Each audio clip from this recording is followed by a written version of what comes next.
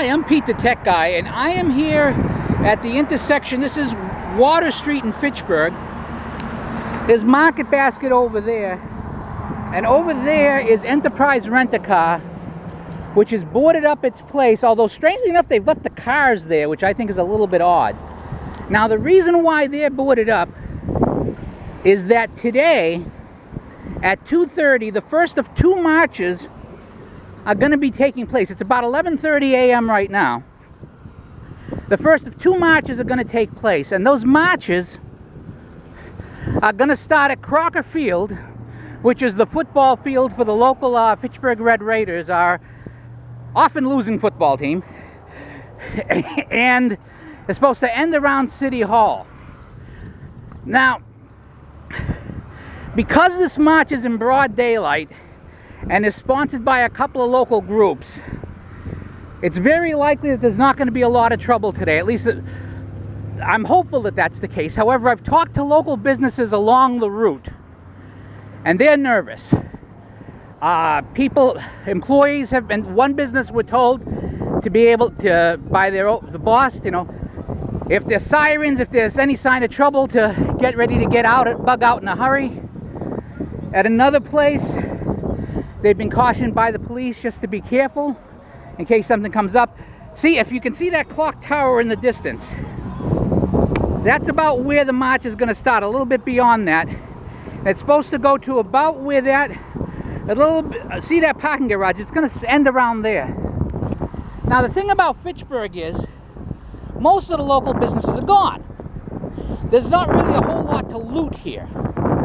The most likely places to be hit is the Market Basket over there, which is a grocery store, and the CVS over there, because it's CVS, which means they have drugs.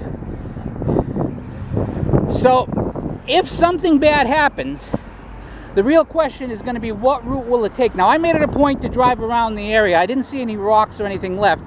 But the second protest on Friday, which is not scheduled for to be sponsored by, to be in broad daylight, at least not as far as I know at the moment, is the one that I think is really going to be the question as to what goes on. Now, if you look up that street, see where that church is? That's the old St. Bernard's Church. The St. Bernard's Church marks the area that is called the Patch in Fitchburg. And until about 40 years ago, 30 years ago, that was the Sicilian neighborhood. Now, if those old Sicilians were still here, there wouldn't be any trouble, because they wouldn't permit it.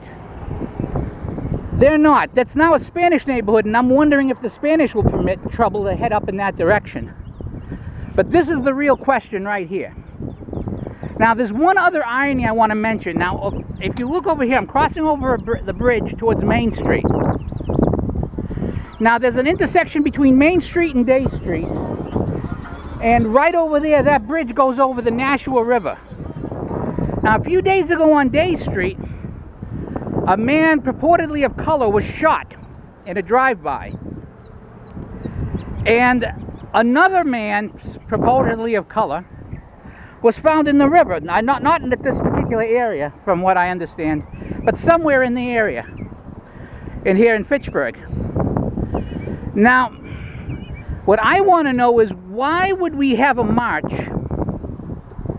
concerning a bad cop 1,000 miles away, and nobody talking about the man shot on Day Street right there, and the man coming off being found dead in the river over there? I presume those Black Lives Matter. I would hope that they do. But anyways, that's what's going on. Right now, everything seems to be going as normal. The only business I saw boarded up was the Enterprise. But what's really odd about it, but again, the thing about Fitchburg is, most of Main Street, there's nothing there. There's one jewelry store, two banks, and a tire place. So there's not really anything to loot here.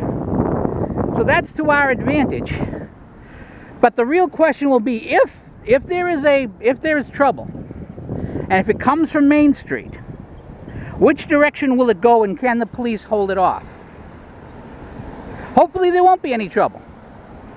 But we will see, because all of this, I live less than a mile from here. So we're going to see what happens. Anyways, this is Pete the Tech Guy. Take care.